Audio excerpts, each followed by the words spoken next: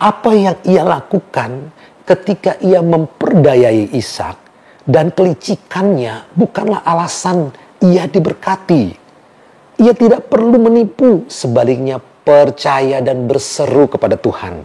Dan ketika akhirnya ia melakukan itu, hal itulah yang membuatnya bisa berdamai kepada siapa ia bersalah.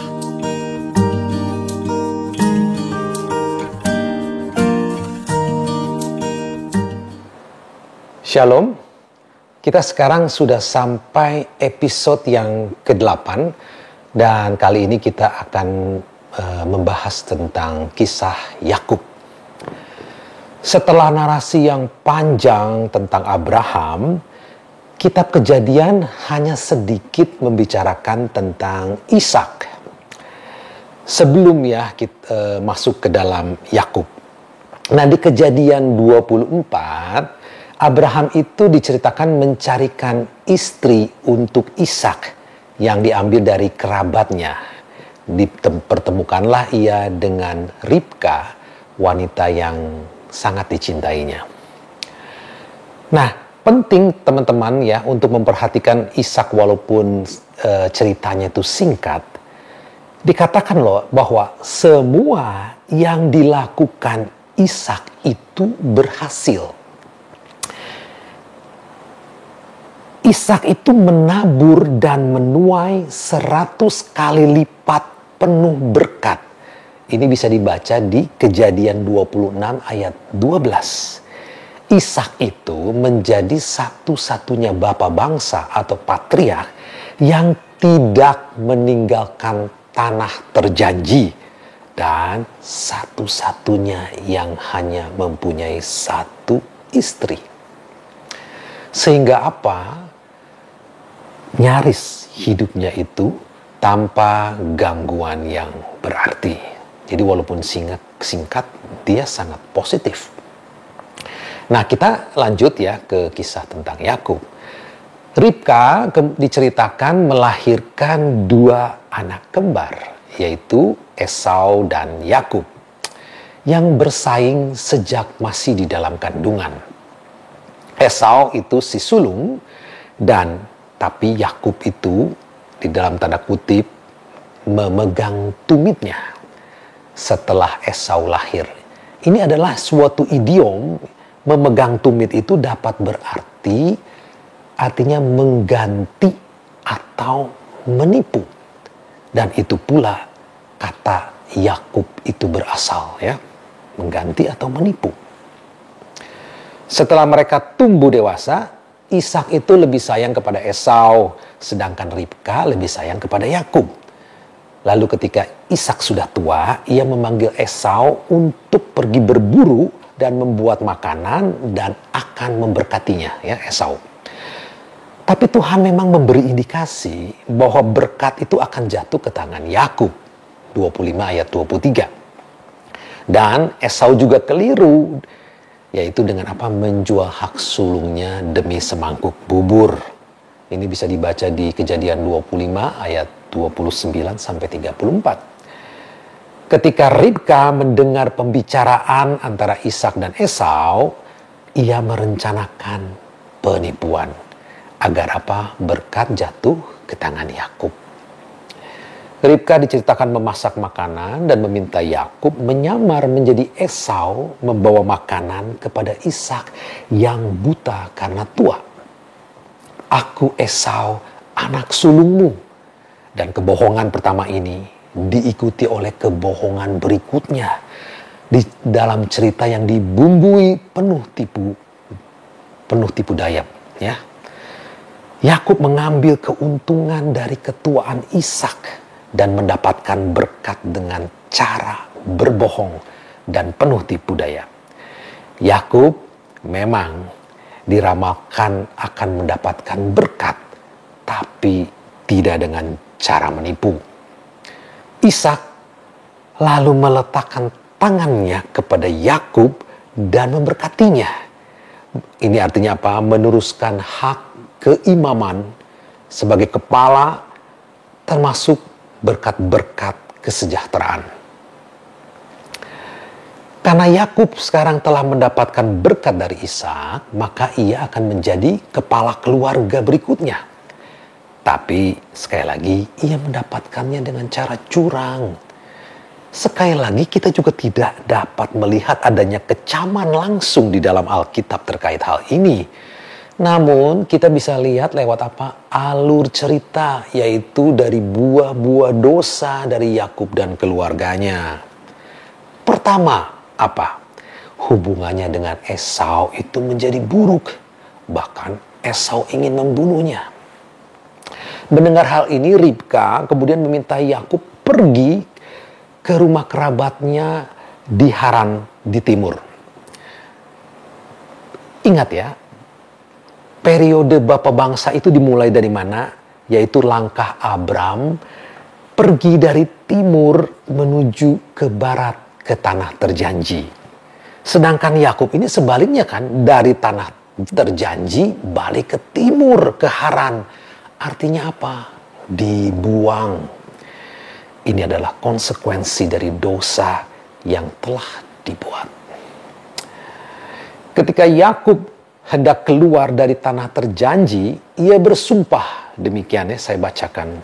Lalu bernasarlah Yakub, jika Allah akan menyertai dan akan melindungi aku di jalan yang kutempuh ini, memberikan kepadaku roti untuk dimakan dan pakaian untuk dipakai, sehingga aku selamat kembali ke rumah ayahku, maka Tuhan akan menjadi Allahku.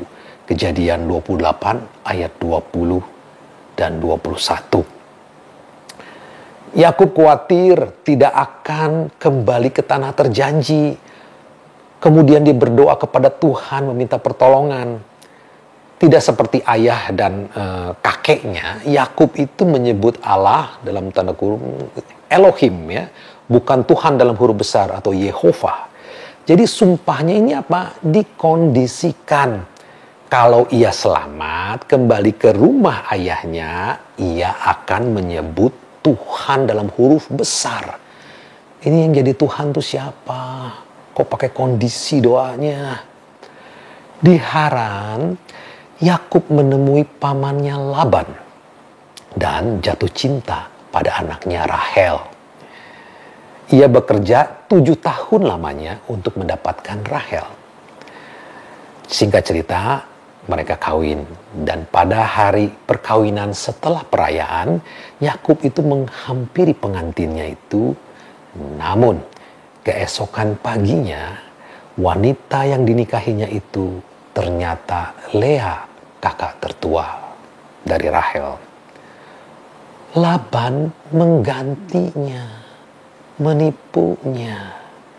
Yakub bertanya, "Mengapa kau menipu aku?"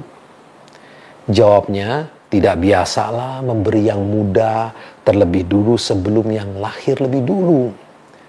Sang penipu telah ditipu. Sama ketika Yakub menipu ayahnya dalam penglihatan yang buruk, ia juga ditipu malam hari yang remang-remang. Ia menuai apa yang ia tanam. Yakub sekarang menikah dengan Lea dan ia harus bekerja 7 tahun lagi untuk mendapatkan Rahel. Singkat cerita, Yakub menikah dengan Rahel. Jelas ya, Rahel ini adalah istri yang didambakannya. Tapi sayangnya mandul. Sedangkan Lea melahirkan anak laki-laki. Kemudian sayangnya apa? Mengikuti contoh buruk dari siapa? Tepat sekali Sarai. Kedua kakak beradik ini memberikan apa? Selirnya untuk Yakub seakan berkompetisi untuk mendapatkan anak sebanyak-banyaknya. Akhirnya Rahel melahirkan juga ya, melahirkan Yusuf. Sekali lagi, tidak ada penghakiman terkait mengambil banyak selir ini ya.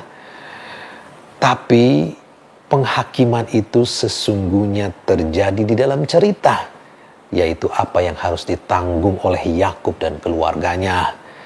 Pertentangan yang terus terjadi antara istri-istri Yakub dan anak-anaknya yang mengakibatkan perpecahan yang tak terkira. Yakub tinggal bersama pamannya itu Laban untuk beberapa waktu dan akhirnya memutuskan untuk kembali ke tanah terjanji. Tuhan telah mengizinkan Yakub dipenuhi dengan kekayaan selama di Haran. Nah, ketika Yakub dan keluarganya, ceritanya ini sudah dekat ya, tanah terjanji, mereka pergi. Ia mengirim utusan untuk menemui Esau terlebih dahulu. Ingin tahu apakah kemarahan Esau itu sudah reda setelah 20 tahun lamanya. Itu akibat dosa ya, penuh ketakutan. Ceritanya utusan itu kembali dan mengatakan bahwa Esau akan menyambutnya dengan apa? Dengan 400 tentara. Ini mau menyambut apa mau perang? Takut akan terjadi sesuatu, Yakub berkata kepada Tuhan, itu di Kejadian 32 ayat 9 sampai 12. Kali ini bukan meminta dengan syarat, ya. Yakub memulainya dengan apa? Mengingatkan kembali janji-janji Tuhan dan mengakui ketidaklayakannya. Yakub nampaknya mulai berbeda haluan. Dan malam itu diceritakan ia bergulat semalaman dengan orang asing. Yakub kemudian meminta berkat kepada orang asing itu dan menerimanya. Orang ini kemudian mengganti nama Yakub menjadi Israel yang artinya bergulat dengan Tuhan Allah. Kejadian 32 ayat 28. Nama ini yang akan menjadi nama bangsa yang dibentuk dari ke-12 anaknya. Orang asing memberkati Yakub dan kali ini tidak dengan mencuri, tetapi meminta dan menerima. 32 ayat 26 dan 29. Pelajarannya untuk Yakub adalah ia tidak perlu mencuri berkat dari Esau. Yakub disebut kemudian bertemu muka dengan Tuhan. 32 ayat 30. Dan ini apa? Menjadi kunci ya, perhatikan, untuk peristiwa berikutnya. Apa itu? Hari berikutnya, Yakub melihat Esau bersama pasukannya dari kejauhan. Kemudian Yakub menempati selir dan anak-anaknya paling depan. Kemudian Lea dan anak-anaknya di barisan kedua. Dan terakhir itu Rahel dan Yusuf. Ini mengingatkan kembali bahwa begitu sayangnya ia kepada Rahel dan Yusuf. Mereka itu mengantisipasi kalau saja Esau berniat membunuhnya mereka, harapannya Rahel dan Yusuf itu punya peluang untuk kabur duluan. Nah, ketika Yakub akhirnya bertemu dengan Esau dan ia sujud di hadapan Esau, ia tidak menyangka Esau berlari kepadanya dan memeluknya dan mereka menangis. Yakub memberi Esau hadiah dan berkata, "Terimalah persembahanku dan melihat wajahmu seperti melihat wajah Allah." Kejadian 33 ayat 10. Kata-kata Yakub ini mengingatkan kita ketika Yakub sehabis bergulat semalam sebelumnya. Allah yang bergulat dengannya dan memberkatinya menampakkan diri dalam diri Esau. Pelajarannya ialah jika kita mengasihi saudara kita, itu artinya juga kita mengasihi Tuhan. Dan juga bagian dari penerimaan akan berkat-Nya. Sudah jelas dari semula menjadi rencana Tuhan untuk memberkati Yakub sejak dari kandungan. Yang lebih tua akan menjadi hamba yang muda. Apa yang ia lakukan ketika ia memperdayai Ishak dan kelicikannya bukanlah alasan ia diberkati. Ia tidak perlu menipu, sebaliknya percaya dan berseru kepada Tuhan.